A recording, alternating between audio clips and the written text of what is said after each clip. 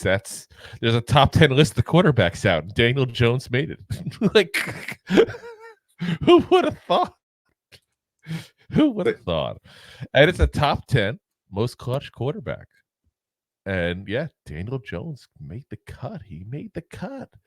So it was written by Douglas Clawson of CBS Sports. Are you checking your phone to verify the accuracy of this? Yeah. Thought you heard Just wrong. checking my tablet. I want to make sure I read that right. He listed as top 10. Number 8 was Mr. Daniel Jones himself there. He said, hear me out before you pound your fist on the table and yell, Daniel Jones is 8th on this list. Well, guess what? First off, before I continue, Douglas Clawson. Daniel Jones is number 8 on this list. Like, anyway, he said he had very few clutch opportunities through 3 seasons, but he's been steady lately. He successfully led the Giants down the field to tie or take the lead on 11 of 25 opportunities in the last 10 years. Top 10 rate in the NFL. He said, I'll be the first one to tell you that his NFL record 5 game-winning drives through 7 games in 22 was a fluke. But while he may not have been landing haymakers, and Saquon Barkley was certainly doing his fair share of the heavy lifting, credit for Jones for taking care of the ball and adding value with his legs. His 5 turnovers in the fourth quarter and overtime in the last 2 years is the same number as Joe Burrow. He also led a game-winning drive on the road in the postseason against the Vikings in 2022. Yeah, I mean, I think the problem is Daniel Jones started his career as a guy who took too many chances, didn't secure the ball when running, fumbled left and right, threw a decent amount of interceptions. I mean, decent amount. The fumbling was more of an issue than the interceptions ever were, but there were still interceptions. Turnovers. He went from that to being a guy who's too conservative. It's a game manager. Like, he's got that game manager role, and you can give him credit for holding onto the ball. You can give him credit for fixing the fumbling issues, the interception issues, and credit should be there for that, because that's not every quarterback does that. But again, he just got too conservative. And I feel like some of that, a lot of the, I should say, is Jason Garrett, because that's when that conservativeness happened. Brian Dable really hasn't let loose on him yet, but I feel like part of that's the offensive line. So, listen, we've tried to be the Daniel Jones realist here in the past. Like, we don't think he is an amazing quarterback. We're not crazy. We don't think he's the worst quarterback in the world either. We think he's probably an average starter, which is probably not good enough in the long term, but the best we got for right now. And I feel like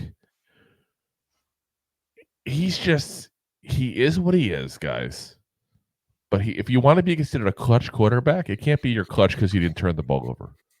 It's your clutch because you threw the ball into the end zone with a minute left and you're down by 5. That's clutch. I can't say you're clutch because you just didn't put the ball on the ground for somebody else to pick up. Like, that's the article even says that. They said like Saquon did most of the heavy lifting. Like, then Saquon's the clutch quarterback. He's not even a quarterback, except that one game in Chicago. Frank. So, yeah. But I mean, that was all statistics of that.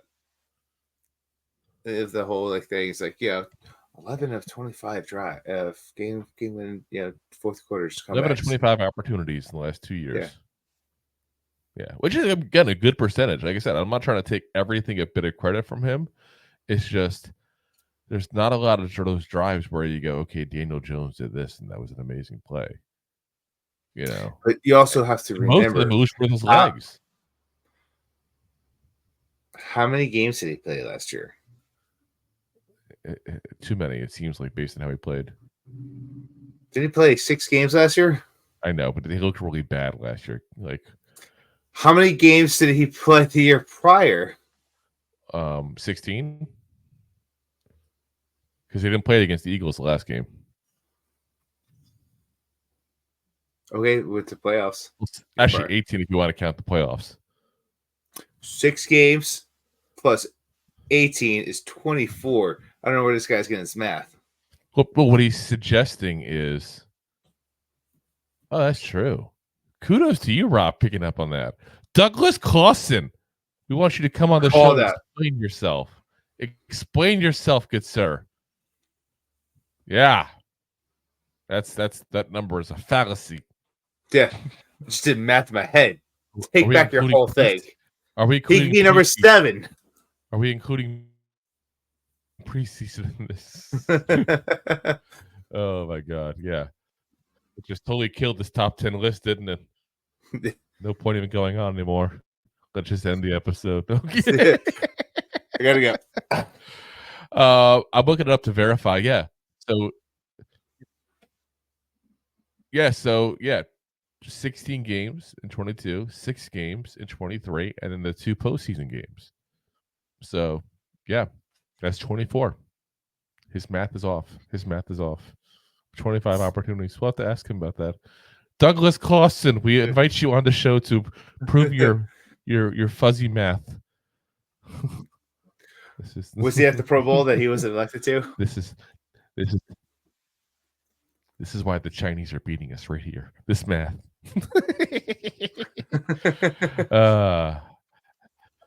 So anyway, if you care about this list, since now we found out this whole list is bogus anyway, Patrick Mahomes did top the list. Patrick Mahomes. Oh, so wow. All right, so no one saw that coming. Shocker. Yeah. If you like that clip, then you will love the full episodes too. Find us on your favorite podcast app and look for us on all your favorite social media platforms. Thanks so much. Please, I'm begging you. Please subscribe.